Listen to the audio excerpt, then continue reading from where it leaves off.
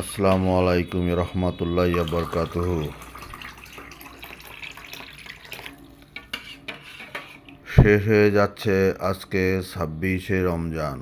দেখতে দেখতে রহমত, মাগফিরাত, নাজাতের এই রমজান মাস আমাদের মাঝ থেকে বিদায় নিচ্ছে। এটা আমাদের জন্য খুবই একটা বেদনার বিষয়।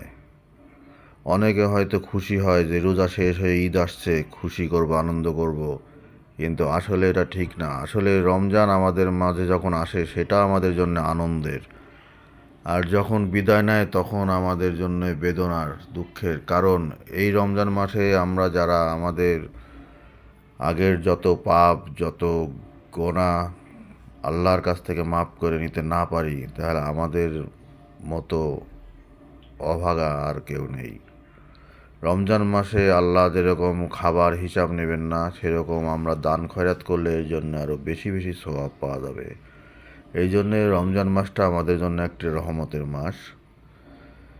তাই আমরা আসলে এই রমজান মাসটা ঠিক মতো পালন করতে পারলাম কি না, একমাত্র আল্লাহই বলতে পারবেন। তো এই 26টা রোজা আজকে শেষ হচ্ছে।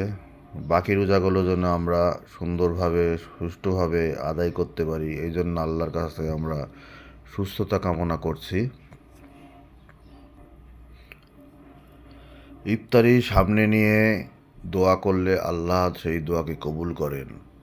এই জন্যে আল্লাহর কাছে আমরা দোয়া করি, আল্লাহ যেন আগামী বাকি রোজাগুলো আমাদেরকে সুন্দরভাবে, সুস্থভাবে রাখার তৌফিক দান করেন, এবং আগামী বছর যেন আমরা আবার এই রমজানকে স্বাগত জানাতে পারি, এবং আমাদের এই দেশকে আল্লাহ শান্তি এবং সুন্দরভাবে চলার তৌফিক দান করুন। আমাদের সবাইকে ইমানের সাথে মৃত্যুবরণ করার তৌফিক দান করুন।